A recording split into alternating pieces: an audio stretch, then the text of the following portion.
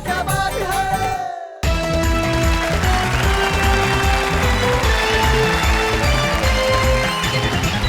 मकर संक्रांति के इस mega episode में जहां आप हंस रहे हैं, खिलखिला रहे हैं, मजे ले रहे हैं हमारे इन कवियों का, उनके लिए एक बार कहते हैं वाह वाह क्या बात है। सामने बड़े खुश मिजाज देखिए पॉपुलर में बैठी, ये वो आदमी है जो कह रहे थे कि इन्हें टिकट मत दो, देखो हार गया ना। पास में अनीता सोनी जो पिछले कई वर्षों से चुनाव लड़ना चाह रही है लेकिन टिकट नहीं मिल रहा। अब मिल जाएगा। और शकील भारती जो कई सालों से उनके समर्थक हैं, उनके साथ में आए हैं कि इन्हें टिकट मिलना ही चाहिए। आते राकेश सोनी जी, फिर अल्टीमेटली माला डली कि नहीं आपके गले में? डल गई। कितने साल हो गए माला डले हुए? तकरीबन 22 साल। 22 साल हो गए, तो गर्दन झुका के रोज घर में जाना पड़ता है? जी जी जी पड़ता है, क्या करें साहब, चीज ऐसी। पॉपुलर साहब क्या कहते हैं जब पत्नियां ऐसा हाल करती है शौहर का? जरा माइक उठाइए। कि 6 महीने ही में ये हाल किया बीवी ने, साल भर बाद तो शायद कभी ख्वाबों में मिले। इस तरह रखती है वो हमको दबाकर घर में, जिस तरह सूखे हुए फूल किताबों में मिले। पर पॉपुलर है, लगता है थोड़े दिनों में मेरा हाल आप जैसा होने वाला है साहब। सूखे हुए फूल किताबों में मिले। भाई कुछ लोग होते हैं जिनकी स्मृतियां बड़ी कमाल की होती है, कुछ लोग होते हैं जो कई वर्षों तक इस तरह से कविताएं लिखते हैं कि उनकी कविताओं के फूल कभी सूखते नहीं है, उनकी खुशबुएं चारों तरफ फैलती ही रहती है। वेणुगोपाल भट्टर हमारे बीच में एक ऐसा ही नाम है जिनको बहुत सारे वर्षों से तो मैं भी जानता हूं, और जिन्होंने अपनी छोटी छोटी कविताओं से न केवल देश के श्रोताओं को रसिक्त किया बल्कि हैदराबाद, आंध्र प्रदेश, उस क्षेत्र में हिंदी कविता के प्रति लोगों का अनुराग भी जगाया। वेणुगोपाल भट्टर आइए।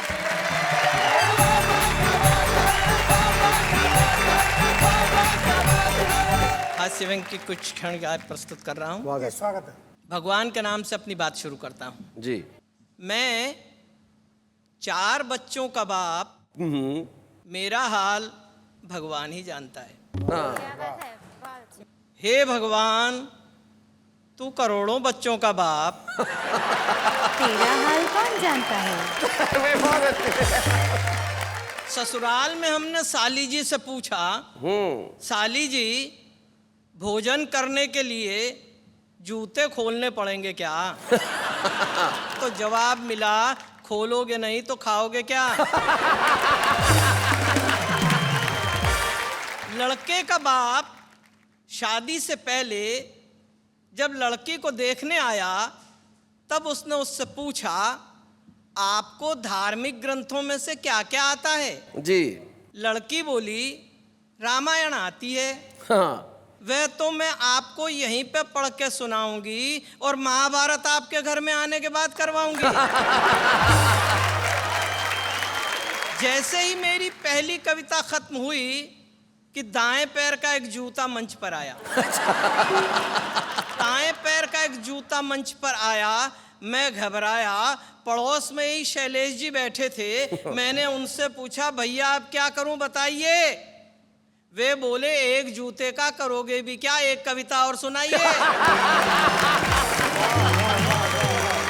तो उनके आग्रह पर एक कविता और जी जी, मेरे आग्रह पे एक कविता और सुनाइए। धन की क्या स्थिति हो गई है, उसका क्रय मूल्य कितना घट गया है। जी। भीख में दिया हुआ 1 रुपए का सिक्का भिखारी ने मुझे वापस लौटा दिया। 1 रुपए का सिक्का जब भिखारी ने मुझे वापस लौटा दिया तो मैंने कहा, जनाब मेरा एक उसूल है, मैं किसी भी भिखारी को 1 रुपए से ज्यादा भीख में नहीं देता। भिखारी बोला, हुजूर मेरा भी एक उसूल है, मैं किसी भिखारी से भीख नहीं लेता। सेठ जी ने पूछा, मुनीम जी दुकान लगाने के लिए कोई बढ़िया फायदे की जगह बताइए। हाँ। मुनीम जी ने कहा, सेठ साहब फिर तो आप दुकान शमशान घाट में लगाइए। अच्छा। वहीं लगाने में फायदा है, उधारी डूबेगी नहीं, कोई लेकर के भाग भी जाएगा, आखिर में तो वहीं पे आएगा। क्या बात है। बीमारी से कमजोर हो गए, 200 रुपये डॉक्टर की फीस दी, तो डॉक्टर ने बदले में हमको राय दी, कमजोरी है, सुबह शाम घूमने जाया करो, फल और मेवा खाया करो। डॉक्टर साहब की सीख सुनते सुनते हालत ये है कि फल और मेवा तो डॉक्टर साहब खा रहे हैं और हम सुबह शाम घूमने जा रहे हैं। बहुत अच्छे। हमारे साले साहब अपने आप को प्योर वेजिटेरियन बताते हैं। अच्छा। लेकिन जब भी आते हैं मेरा भेजा खाकर ही जाते हैं। आयोजक जी ने पूछा, भट्टर जी आप कहाँ तक पढ़े हो? अच्छा। हमने कहा क्या पढ़ें, बचपन में शादी हो गई, हम मना करते और लड़ते रह गए। ज्ञान की गहराइयों को छोड़कर अज्ञान की ऊंचाई चढ़ते रह गए। सब संगी साथी पास हो आगे बढ़े, हम एक कक्षा में ही अड़ते रह गए। अरे सुबह तो एग्जाम था इतिहास का, हम रात भर भूगोल पढ़ते रह गए। भाई बहुत अच्छे। एक व्यंग का टुकड़ा और दे रहा हूं जी। मुनादी हुई कि अपने अपने हथियार पास के थाने में जमा करवा दें। जी। अच्छा। हमने भी सरकारी हुक्म के प्रति अपनी मुस्तैदी दिखा दी। बंदूक, तलवार, बर्छे और भालों के बीच अपनी कलम थाने में जमा करवा क्या दी। बात है भाई, वाह वाह वाह वाह वाह वाह। बहुत बड़ी बात, बहुत अच्छी बात। बेटा बोला, माँ मैं तुम्हारे दूध का कर्ज चुका दूं, अच्छा। ऐसा विचार मेरे मन में आ रहा है। माँ बोली, बेटे पहले दूध वाले का तो चुका दे। माँ बोली, बेटे पहले दूध वाले का तो चुका दे, 6 महीने से फिर कर जा रहा है। क्या बात है। साले साहब बोले, हमको अपनी बीवी पे गुमान है। आंखें गुलाब जामुन सी बर्फी से कान है। आहा। गालों को देखूं तो याद आती पेड़ों की, मथुरा की खुरचन सी खांसी में शान है। हंस दे तो मिस्री बरसे, कहा। देख देख लोग तरसे, लाखों और करोड़ों में एक मेरी जान है। मैंने कहा साले साहब एक बात तो बताइए, ये आपकी बीवी है कि मिठाई की दुकान है?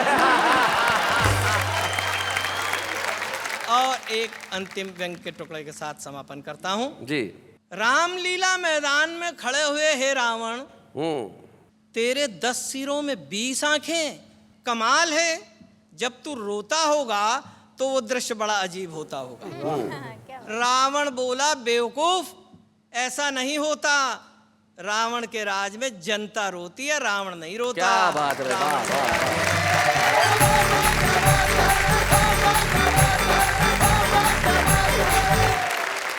भाई क्या बात है। वेणुगोपाल जी ने अपनी छोटी छोटी रचनाओं से बताया कि कविताएं लिखने के लिए बहुत कुछ लंबा लिखने की आवश्यकता नहीं है। अगर आप लोगों के दिलों में उतरना चाहते हैं तो सिर्फ एक पंक्ति से भी पहुंच सकते हैं। जो क्षणिकाएं थी कमाल की थी। वेणुगोपाल जी हम आपके लिए कहेंगे वाह वाह, क्या बात है। जिस अंदाज से आपने सुनाया,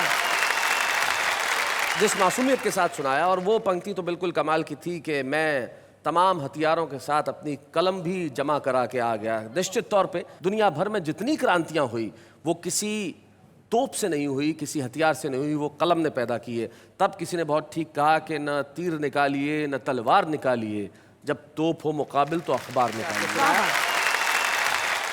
ऐसे और भी मज़ेदार वीडियो के लिए हमारे चैनल को लाइक, शेयर और सब्सक्राइब करें।